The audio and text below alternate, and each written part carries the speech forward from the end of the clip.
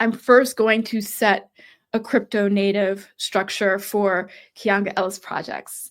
So something that we can operate in and use with the Kianga Ellis Projects as a thing. And within that, that will be us getting used to the tools, seeing how things are going to evolve from a technology perspective, politically, from a regulatory perspective, all of this year. And that will solve two things that I think I wanted to do. I wanted to really take action. I didn't want to sit around and talk this idea to death.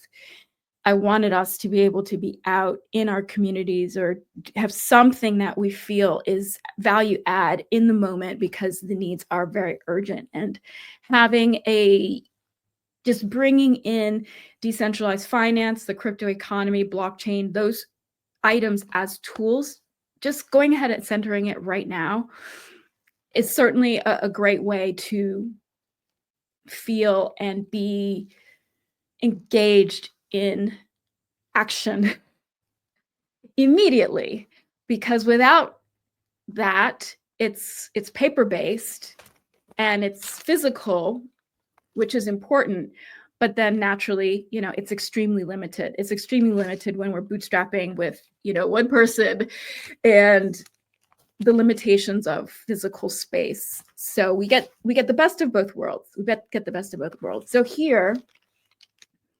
I'm showing you my local paper that came out today.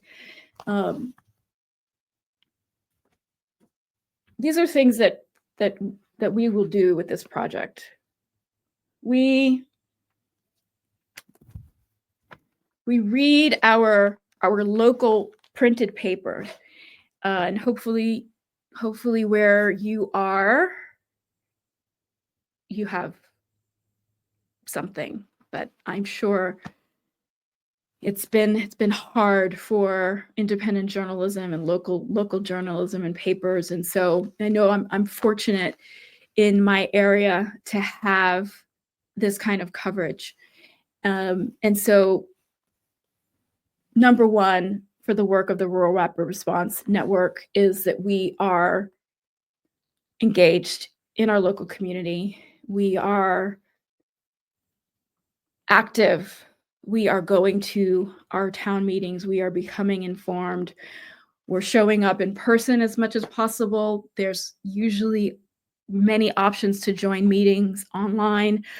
We are going to our town's websites and we are finding out and we're staying current on all the things going on and who's doing what, who's on first.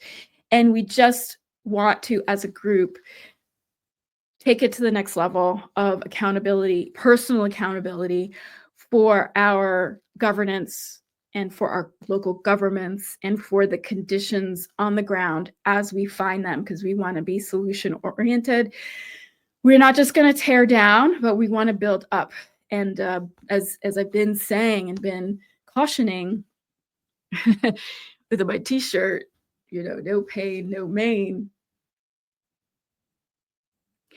We're in for some tough times. And it turns out that today in the Island Advantages is an article about my neighboring town of Stonington. Stonington has received millions in federal grants over the past decade. This is what you heard it here first. So this reporter was at the town meeting where I was. I saw him there. And I have mentioned this many times in this meeting, just even even just Tuesday, pointing out the $14 million in federal grants that Stonington received, and how that is a major vulnerability. And with the Rural Rapid Response Network, and of course it makes sense to be crypto native because we're following the same principles, which are avoiding single points of failure, which is figuring out new models for how we're organizing both as human capacity, how we're organizing as resources, we're valuing transparency, validation, um, censorship resistance. If the idea of crypto just scares you or makes you suspicious, don't be. This project is not going to be about a coin or investing. Well, not personal investing, not like, buy this asset and do whatever craziness with it. We are going to be talking about it as the solution for this. This is what we're doing. This is why we're here. This is why we're here, is because the federal, I'm going to read you some of this article because it's just so spot on. And it's really just continuing to encourage me and drive home why it's so important that I do this with Kianga Ellis Projects and with the Rural Rapid Response Network.